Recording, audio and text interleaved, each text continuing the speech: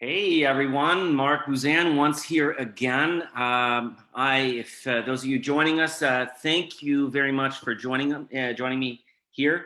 I had a bit of a delay in the last little while in our live streams, hoping to get back to them now. For those of you just seeing me for the first time, or you might have been coming across this, my name again is Mark Buzan. I am the founder of the Society of NonProfit Board Directors. I am a two-time national executive director and president of two national associations, the founder as well of our executive director association management services, father to a wonderful little 5-year-old as well. Today I'm working from home. Indicated one of the problems I've been out this last while is a little damage, unfortunately, to the knee, but I'm fast recovering and doing well for this. Today, we're going to be talking about something that's really interesting. And it's what I call the mismatch of expectations that happen between those who serve on the boards of non-for-profit organizations and as well as those people who are on the board, that are staff actually to these non-for-profit organizations. So today's subject is non-for-profit boards, myth versus reality. We're going to be talking, as far as I'm concerned, the 4 biggest myths and realities that come up. The first thing that I want to talk to you about is just a little bit of housekeeping here. If you're joining us here from one of the live stream we're broadcasting on Periscope, on the Facebook page for the Society of NonProfit Board Directors, as well as on YouTube. If you're on with us with Facebook or with Periscope, please, by all means, heart this, like this, get the word out. Facebook in particular, I'm told, they like the hearts. They don't like the likes so much. You'd be helping a cause of the Society of NonProfit Board Directors so much if you could do that. So if you have any other kind of questions as well, in the comments as well, there is a link. You can join with me and interact as well in the chat via Zoom. We're trying a new platform here, Zoom, to get the word out to the 3 networks as described. So with that, if you're interested in hearing about this subject, let me know, heart this subject, leave a little comments. If you're listening to us as well in this broadcast, this live stream, leave a little comment saying, live stream. If you're listening to this in the replay, see this, I'll leave it a replay. If you're interested in this, I'd be happy to get you the notes as well for this for this broadcast. So without further ado, I'm going to get down to the first biggest challenge that often I come across in terms of the mismatch of expectations, if you will. And this is particularly what I hear from those in the charitable sector of what I call the grander scheme of the nonprofit family. They, of course, again, under the home umbrella, you see nonprofits. As far as I'm concerned, we're talking about charitable charities, foundations, associations, co-ops, and a variety of things. But from the sector of our cousins in the charitables world, this is a big challenge, and that is the whole aspect of fundraising. And what the role of board is when it comes to fundraising.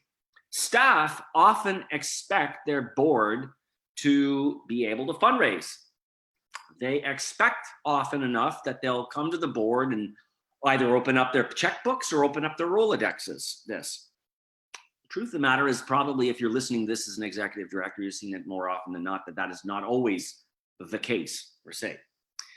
This is myth number 1, a myth that really deals with this specific aspect of fundraising. Board members as volunteers are often willing to want to fundraise.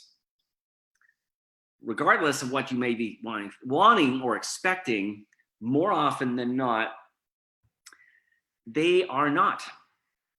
And how can we blame them when more often than not, they're not trained to do this? When we're bringing people onto a board and they don't have the proper training, know-how, awareness, they've never brought this, they come to the role with a passion, they come to the role with heart to want to make a difference, okay? So if you're going to address this biggest challenge right from the back, there's a whole other aspect of one of the resources offered by the Society of NonProfit Board Directors called 20 questions to vet, recruit, and retain great board members. So you need to be able to cut that off the pass and establish those requirements at the beginning. That would be the first thing. But once you've got somebody on a board, you also have to think about the training. You have to offer them the opportunity to learn what's involved in this. The aspect of that is very clear as well. As part of that training, has to set the line between the distinction of what their role is versus staff. Very few people I encounter join a board because they have a desire to want to get into the weeds. They get involved because they feel that they've accomplished something in their career, their life, their professional life, and they want to be able to have the opportunity to give back. So you need to be able to determine that what exactly is that line between what the role of the staff is when it comes to fundraising and where you need to be putting them in. Now, staff, be very careful on this as well, because if you offer up roles, as far as I'm concerned, that are too menial, that are too much into the weeds, technically, first off, I think that's your job, not theirs. But secondly, you lose them on the passion for why they wanted to get involved. So many people want to give back, but they want to feel that they're contributing from the heart as well. You also have to think about the next thing, and that's the motivation of what it is. And this gets into the second biggest myth, if you will, with number 2. Board members come to a board because they're motivated to roll up their sleeve and get into the weeds and doing things. Wrong. More often than not, what I'm finding is that boards and organizations, nonprofits, where they fall short in this is that they're so focused on the to-do, what's to do next, what's to do next, and what's to do next, is that they lose track of the motivation, of the passion for how this is going to advance things forward. They lose track in their agenda about talking about the grand, exciting issues of this. Sure, things need to be done, but if you lose track of the heart and the reason why people join, you'll also lose them in terms of their motivation and want it there. Too often in times we are focused on the to-do lists, on checking off the to-do lists, rather than the whys of why people are on the board themselves. So that's number 2, is automatically assuming that somebody is willing to jump on board and because they really want to jump in on this. And this also hits a big problem in terms of your recruitment phase and retention of people on the board. When they realize that, oh my God, I'm getting on board for another make work project, if you will. The next issue that comes about very much is all in the following 2 myths, all come under another separate umbrella of what I call the issue of foresight. And why foresight is perhaps missed on this. Let me give you an example. Myth number 3. Often enough, people come to a board with it ingrained in their mind as business people, high-performing professionals, that businesses are more efficient than not-for-profit organizations. It's a myth. That's a myth. The two are two very different kettle of fish. Business leaders, as a result of this, because they're all focused about the profit and they have been moving their organization forward and progressing there, because they have this mindset that nonprofits don't operate on that same way of things, is that they come with the thinking that, well, nonprofits are not efficient as well, and as a result, I don't really have to pay as much of attention as well. The next thing that's really comes with this is the 4th myth, is that non-for-profits are more ethical than for-profit organizations. And this is not necessarily the case. I would like to say that is, folks, but it's not necessarily the case. The issue here comes down to is one of a few things. Because nonprofits offer that heart aspect of things, because often enough It's about the personalities, the connections, and the personalities that they meet. Often enough, unfortunately, they confuse familiarity with competence. I don't want to break. I don't want to ruffle feathers. I'm new to this board. I don't want to ask the wrong or the tough questions. And because of this assumption, as a result of this, there's a lot of nonprofits face an issue of not enough scrutiny, high-level management that is still very, very necessary in not-for-profit organizations. And I'll be frank from you folks, my own personal perspective, it's in a personal mission I have of a belief that high levels of management standards need to be applied into not-for-profit organizations if they're going to achieve the goals that we set out for them in their missions.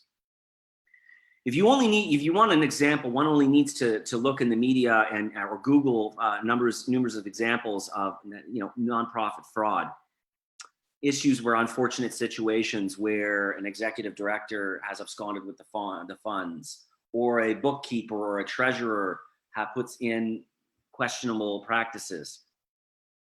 Unfortunately, this happens across the board, and I've seen it happen throughout my own career with very, very small not-for-profit organizations, very, very small charitable organizations, and I've seen it happen with very big organizations as well. So one of the things, for example, simply questionable bookkeeping practices, or I've been in organizations, for example, where staff signed off on their own checks, on their own paychecks. These kinds of things happen. It's really critical as a result of this that this myth of ethical supremacy that exists in not-for-profits needs to be quashed. So as a result of this, I found a really great article which kind of inspired me to do today's broadcast. It was done by Stanford's Center for Philanthropy. And I'm going to be challenging you, if you're listening to this as a board member, at your next board meeting, you need to be thinking about where is the impact and how can we measure as well the impact of what we're doing. The second thing is we need to be curious about the context as well. Benchmarking against competing options, okay? If your organization is offering different services, if your organization is a membership service, is a membership organization, how are other associations doing the same thing or parallel things? If you're a social services organization, how are parallel social services organizations, either in your region, your city, or maybe even other cities, doing comparatively? It's your role as a board member to be asking the tough questions, not to be a hard ass against staff or to be difficult with your other colleagues. That's not the reason of that. It's to politely, gently ask questions, to prod and ask the difficult questions so that you're constantly pushing the organization toward its mission and to a higher standard. The next thing that you need to be doing, of course, is to be curious about the money. And when I say curious about the money, I don't necessarily mean just the fact that you're, well, let's say, going through the financial statements on a line by line and saying, how much did we spend on pencils this month? No, come on now, no, ridiculous. What that means is you need to be asking, why does the money come in? When does it come in?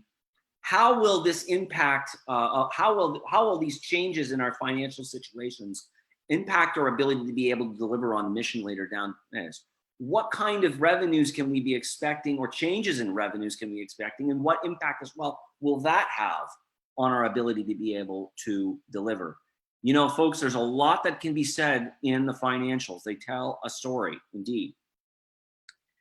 The final question that you need to be asked or concerned there is you need to be curious about people as a board member. You need to be asking the questions as well, the oversight, with respect to the staff, to making certain that they're treated fairly, in line, however, with the respect, I dare say, of the role that your executive director or chief executive officer has as it relates to many of these issues as well, respecting their role. You need to be asking as well how your stakeholders are impacted. Are they relating well? Are service levels up? Customer service is a big factor, I think, as well. And it kind of relates to this, that where there is perhaps some treading over between the private sector and the not-for-profit sector. And finally, you need to be asking very much about your fellow board members' experiences as well. Was this last board meeting a rewarding one? How could we do better? If you are focused as a board constantly on, were we progressing? Was this a positive meeting? Were we doing great things? Then by all means, throughout this, you're going to have a much more engaged board. You're going to have a board that is high level board members that are much more easily to retain as well. And you'll have others as well more interested in stepping up. Folks, that marks my end of the day. My marks, getting on my soapbox for today about the biggest issues of myths versus realities when it comes to board service. If you're interested in learning more about the Society of Nonprofit Board Directors and these very subjects and the resources that we have, go over to nonprofitboarddirectors.org. Leave a comment down below, either in the blog or on our blog or here in one of our social media platforms where you see us interacting as well. And thanks again, folks.